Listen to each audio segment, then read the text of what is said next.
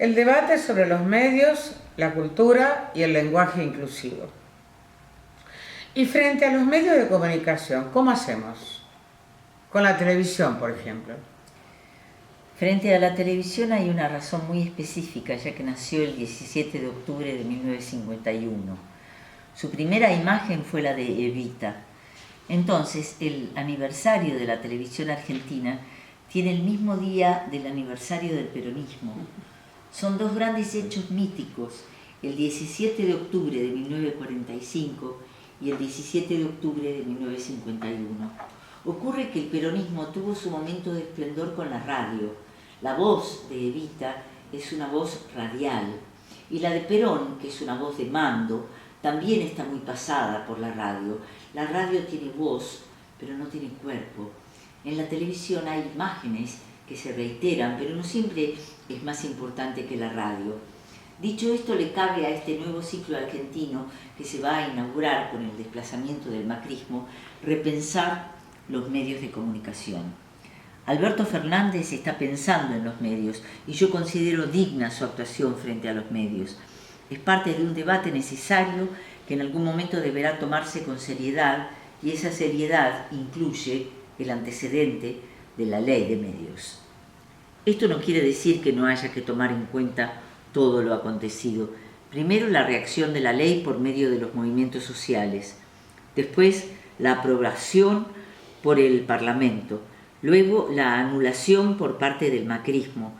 Y una nueva consideración al respecto tiene que tener en cuenta toda esa secuencia, cómo se avanzó, cómo se retrocedió y cuál es el nuevo punto de acuerdo respecto a lo que es un avance sensato sobre la regulación de los medios de comunicación.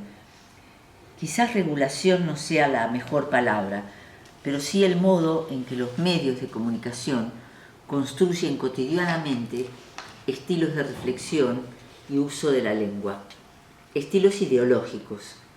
Construyen y a la vez retoman en un ciclo de realimentación el modo en que proceden las millones de conversaciones públicas que hay durante un día en la ciudad. Toda esa gran masa hablada, refinada por la televisión, esta la devuelve de una forma intervenida en la construcción de la lengua y siempre apunta a ponerle un horizonte más bien chato. La televisión dice, hay que trazar una línea de inteligibilidad única, que es muy baja.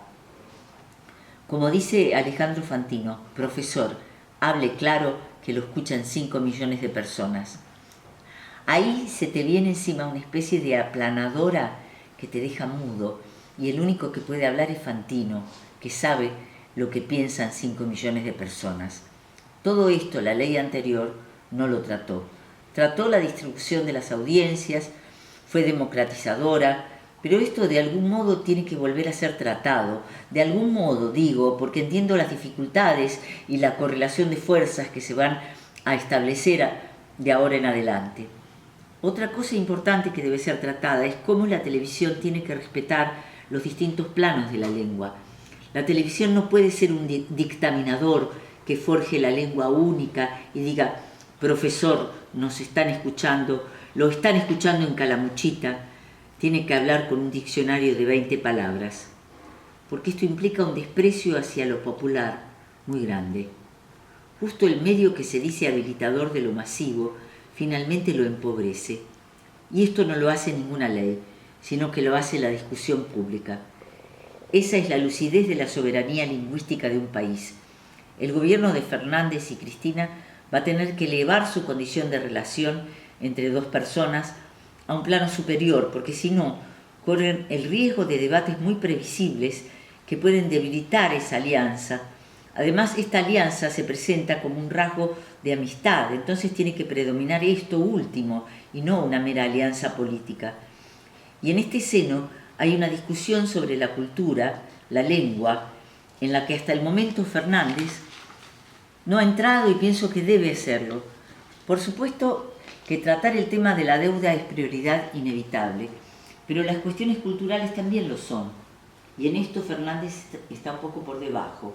También es un diálogo necesario y urgente redefinir qué es cultura pública, cultura creativa y cultura popular, que al mismo tiempo den lugar a vanguardias y experimentaciones, obras individuales, y que no sea solo temas de subsidios. Y que ni siquiera sea solo discusión de creación del Ministerio de Cultura, que creo que hay que crearlo, por supuesto, sino que sea el horizonte que establezca el poder público en su propia forma de comportamiento cultural, porque hay una cultura política que forma parte de la cultura genérica de un pueblo. Entonces, los gobernantes tienen que hablar de cierta manera, usar los distintos planos del lenguaje, incluso el vulgar, en el sentido de que se tiene que notar que están experimentando sobre la cultura crítica de un país. Esto es lo que considero yo un gobierno democrático y espero que este próximo gobierno que asuma lo sea.